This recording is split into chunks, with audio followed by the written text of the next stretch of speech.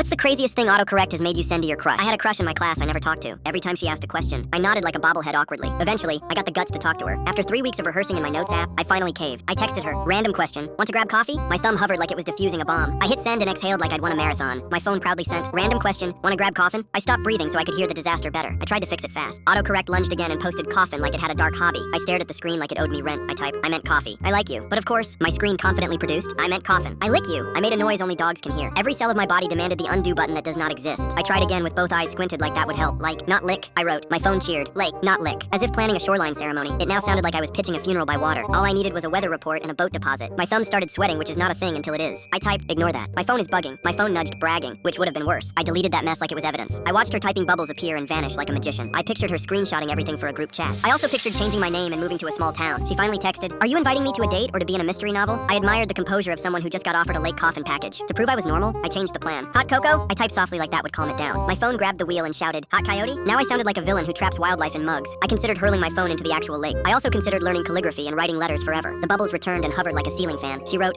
how about we get coffee? No animals, no furniture, no funerals. I put my forehead on the table and said thank you to gravity. I typed with the calmest thumbs ever. Great, 5 p.m. For once, autocorrect sat perfectly still like a scolded cat. I waited for the trap, but nothing happened. She said, see you at 5, and you're not allowed to text me from the parking lot. I promised myself I would not touch my phone within 50 yards of her. When she walked in, she laughed before she sat down. I said, just to be clear, I am pro coffee and I'm not obsessed with coffins. She said, and neutral on lakes unless we're kayaking. I nodded like a responsible adult and hid my phone behind the sugar packet. The date luckily went well, and even though she calls me coffin guy now, we're happily dating.